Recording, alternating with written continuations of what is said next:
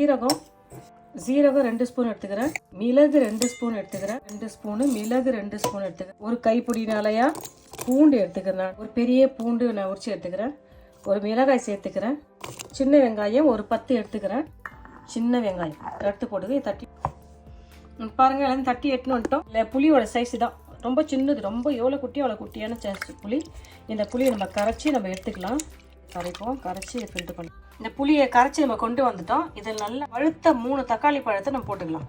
இந்த தக்காளி பழத்தை அந்த புளி தண்ணியிலே போட்டு நம்ம நல்லா அழகாக கரைச்சி எடுத்துக்கலாம். புளி கம்மி பண்ணிங்க, தக்காளி பழத்தை அதிகமாக்கிங்க.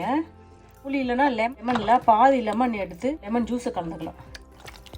இதெல்லாம் அழகாக கரைச்சி எடுத்துக்கலாம். தட்டிக்கிறோமோ அந்த தட்டி எடுத்துக்கலாம்.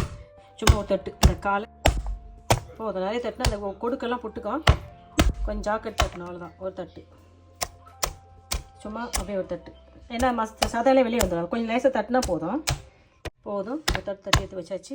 இது அப்படியே இருக்கட்டும். இந்த தக்காளிலேயே நம்ம கொஞ்சம் ஒரு கைப்பிடி அளவுக்கு கொத்தமல்லி தழை போட்டுக்கலாம். திட்டமாக எண்ணெய் சேர்த்துக்கலாம். நம்ம கடுகு போட்டுக்கலாம். காஞ்சிச்சு. காஞ்ச மிளகாய் சேர்த்துக்கிறோம். கருவேப்பிலை சேர்த்துக்கிறோம்.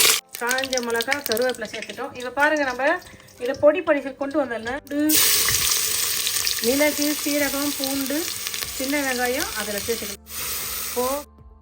ஒரு 1/2 ஸ்பூன் மஞ்சள் தூள் சேர்த்துக்கலாம். கொஞ்சம் பெருங்காயம் சேர்த்துக்கலாம். இதெல்லாம் நம்ம கலந்துக்கலாம். புளி தண்ணியில் தக்காளி பழத்தை 3 தக்காளி பழத்தை கரைச்சி வச்சுக்கிறோம். அதில் கொஞ்சம் கொத்தமல்லி தழையெல்லாம் போட்டு வச்சுக்கிறேன் நான். இதை நம்ம இதை சேர்த்துக்கலாம். இதை எல்லாத்தையும் போட்டு உப்பெல்லாம் சேர்த்துட்டோம். நம்ம அழகாக கலந்து விட்டுக்கலாம். நம்ம தட்டி வச்சுருந்தா இந்த நண்டை போடணும். பாருங்க, இந்த நண்டு இந்த ரசம் அந்த நிறைய தட்டினா இதில் இருக்கிற சதையெல்லாம் வெளியே வந்துடும். இது 1 பாதமாக தட்டி வச்சுக்கிறேன். இப்போ பாருங்கள், இதில் அழகாக தட்டிக்கிறேன். சதை தேத்துங்களை வெளியில், அவ்வளோதான்.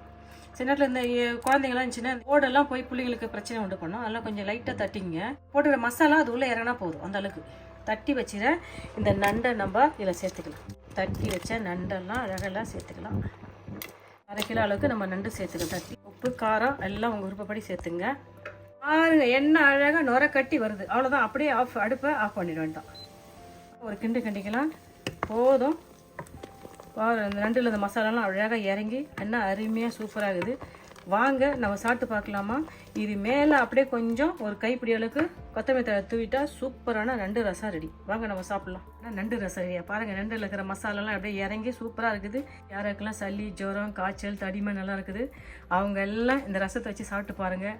சளி இருந்த இடம், காய்ச்சல் இருந்த இடம் தெரியாத அழகாக போயிடும். ஒரு வீட்டிலே நம்ம ஒரு மெடிசன் ரெடி பண்ணிட்டோம். அழகாக வெள்ளை சாதத்தை போட்டு அழகாக சாப்பிட்லாம். பாருங்கள், என்ன சூப்பராக நம்ம ஒரு நண்டு ரசம் ரெடி பண்ணிட்டேன். நான் நினைக்கிறேன் இந்த வீடியோ உங்களுக்கு ரொம்ப பயனுள்ளதாக இருக்குன்னு நினைக்கிறேன். நீங்களும் இதே மெத்தடை செஞ்சு பார்த்துட்டு நான் செஞ்ச இந்த நண்டு ரசம் எப்படின்னு சொல்லுங்கப்பா. புளி வேணால் புளி சேர்த்துங்க. தக்காளி, லெமன் உங்களுக்கு விருப்பப்படி நீங்கள் சேர்த்துங்க. இதில் எதனா ஒரு பொருள் உங்களுக்கு உடம்புக்கு ஒத்துக்கலாம், தயவுசெய்து சேர்த்துக்காதீங்க. இதில் என்ன ஒன்று ஆட் பண்ணிக்கணும், உப்பு கொஞ்சம் ஆட் பண்ணிங்கன்னா ஆட் பண்ணிங்க. காரம் எல்லாமே உங்கள் விருப்பப்படி சேர்த்துங்க. இந்த வீடியோ பிடிச்சிருந்தா லைக் பண்ணுங்கள். உங்கள் ஃப்ரெண்ட்ஸுக்கும் ஃபேமிலிக்கும் தெரிஞ்சவங்ககிட்ட சொல்லி எனக்கு சப்ஸ்கிரைப் பண்ண சொல்லுங்கப்பா. பாய், தேங்க்யூ. இந்தாங்க, நீங்கள் சாப்பிட்டு பார்த்து சொல்லுங்கள்.